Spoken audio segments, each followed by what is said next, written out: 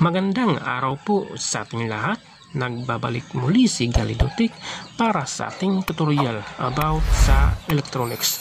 Ngayon po ang aking ituturo ay about sa mga piyesa. Bago po tayo mag-test sa mga piyesa, ay ipakilala ko muna kung ano ang mga pangalan ng piyesa. Ito po ay horizontal output transistor sa CRT TV. Ikalawa naman ay itong power output transistor sa amplifier.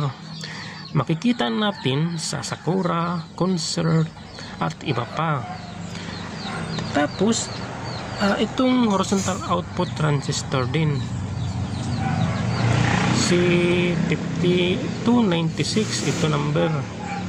Tapos ito naman po ay switch sa makikita natin sa mga DVD player, sa TV. Tapos itong diode. Ngayon po ay ituturo ko po sa inyo kung paano mag-test. Uunahin po natin sa power output amplifier sa transistor. Sa amplifier ito, Concert at Sakura. Bago tayo mag-test ay dapat naka-range po tayo sa times 15. Dapat po tayo sa pag-test ng pag-diode test ay hanggang dito lang po yan, sa 5 ohms at 10 ohms, hanggang dyan lang yan. Hindi siya pwede na bumaba dito siya, hindi siya pwede na lalagpas. Pag ang kanyang, ibig sabihin pag andito yun, ibig sabihin ay good po yung piyesa sa pag-diode test natin. Pero kung dito lang, ibig sabihin leakage. Kung dito, leakage. Pag dito, open. Pag lumagpas, shortage po yan. Shortage po yan pag lumagpas dito. Ngayon po ay simulan po natin. Unahin po natin ang power output transistor sa amplifier. Okay, dito ko muna ilagay.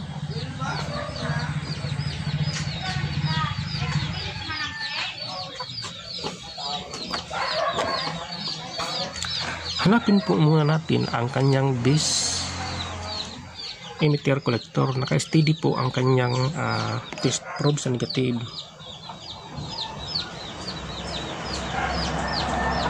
Hindi siya gumalaw.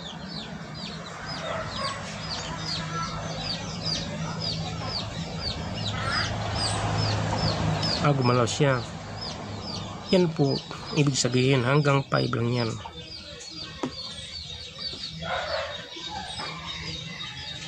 Okay, gumalaw siya, gumalaw. Dapat sa pagbaliktad natin ng test probe, hindi na yan gumalaw.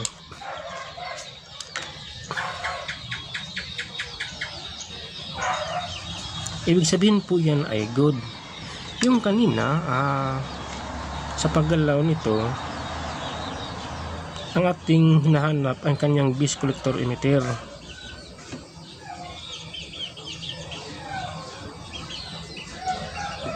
Dahil siya po ang naka-steady, yan po ay base ito collector emitter. Ngayon po punta tayo sa times 10K. Hanapin natin ang kanyang leakage. Dapat sa collector at emitter hindi yan mag-deflect. Okay, good. Good, ibig sabihin hindi siya leakage. Pero may iba na may gumalaw na konti, ibig sabihin ay emitter po yun dito. Ngayon po ituturo ko po sa inyo kung sa kanyang normal bias sa amplifier. Dito sa base emitter dapat po meron po yan 0.3 volts, 0.4 volts, 0.5 volts. Ibig sabihin ang amplifier mo ay good. ang kanyang section sa pre-driver transistor at pre-driver sa resistor. Ibig sabihin ay walang problema. Sa apat na ganito sa amplifier or 8, pag lahat po ay parehas ng 0.3 volts, 0.3 volts, 0.3 volts, tapos may 0.4 volts, 0.4 volts, 0.4 volts, ibig sabihin ay good po yan. Pero kung sa pag-test po natin sa voltage bias ng base emitter ay 0, ibig sabihin may problema sa iyong pre-driver transistor, pre-driver resistor, may open, may shortage, may kalawang na pisa. Yan po ang ibig sabihin. Pag lumagpas naman sa 0.6, 0.7, may problema din. Dapat hanggang 0.3, 0.4, 0.5. Yan po ang sekreto sa pag-test ng bias sa amplifier ng Sakura Concert. Ngayon po, ito naman pong ano po ito? Horizontal output transistor sa Charlie TV C5296 po ito. Hindi makita yung kanyang numero. Sa pag-test ng horizontal output transistor sa Charlie TV dapat naka times 10 po tayo. Times 10 po tayo. Okay. Dito sa pag-test natin itong dalawa base emitter, ano po yan? Resistor po yan. Dito may resistance. Hindi ibig sabihin pag may resistance pareho sira. Yun po ay good kasi yun po ang kanyang normal resistance siya ng resistor. Pag mag-open yun, sira yung kanyang horizontal output transistor sa TV. Tulad nito, test po natin.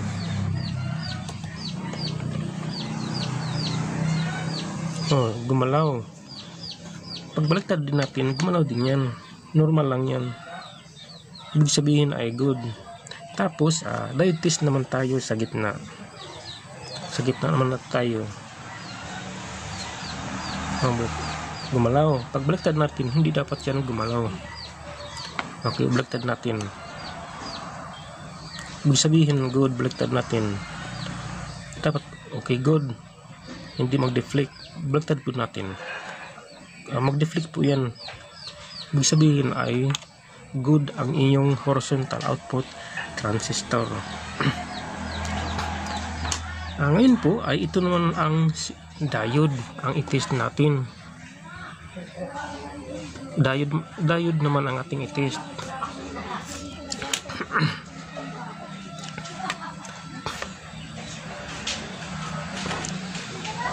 Ang symbol dito ay ganito, symbol yan sa diode.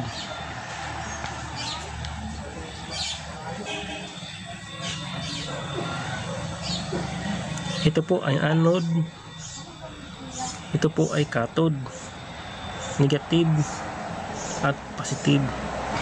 Yan po. Ang direksyon na ito ng diode ay one direction. Isang direksyon lang po yan ang kanyang current.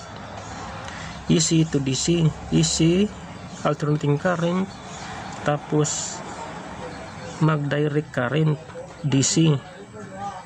Yan po. Ang diode ay maraming klase sa diode, tulad ng light emitting diode, balance diode, Zener diode, Schottky diode, photodiode, varactor diode, at iba pa. Maraming klase po yan sa diode. Ngayon, ituturo ko po kung paano mag-test ng diode. Ito po yung kanyang diode. Ang pag-test ng diode ay ganito. Naka times 10 po tayo. Times 10 po tayo. Test po natin.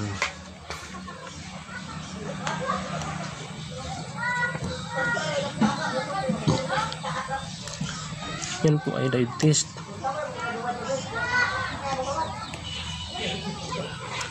gumalaw siya, ibig sabihin good. Baliktad natin, dapat hindi yan maggumalaw.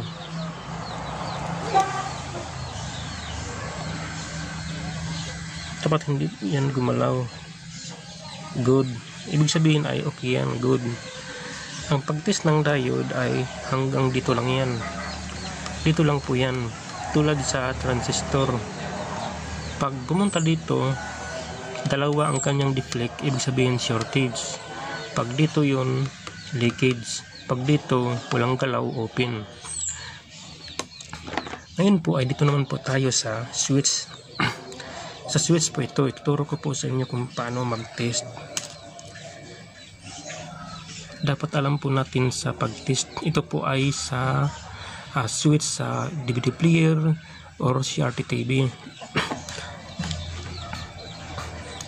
Ang pag-test ng switch, parang switch ng ilaw, patay sindi.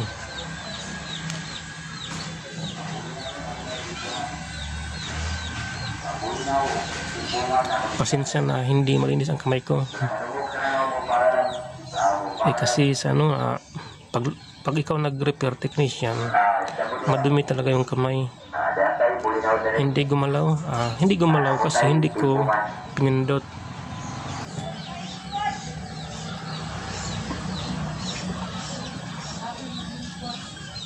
Hindi siya gumalaw kasi hindi ko pinindot ang kanyang switch.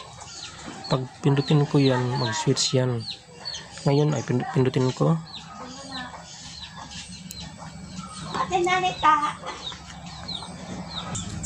Ito po ang pag-test. Aking pinindot, okay. Ibig sabihin ay good. Yan po ang pag-test ng switch. Ngayon, yan po. Pindot, tanggal, pindot. Yan po ang good sa isang switch. Okay guys, hanggang dito na lang po ang aking tutorial about sa mga piyesa. Huwag po kalimutan i-subscribe ang aking Galidotek para masundan po natin kung mayroon akong isusunod na aking tuturo. Maraming salamat po.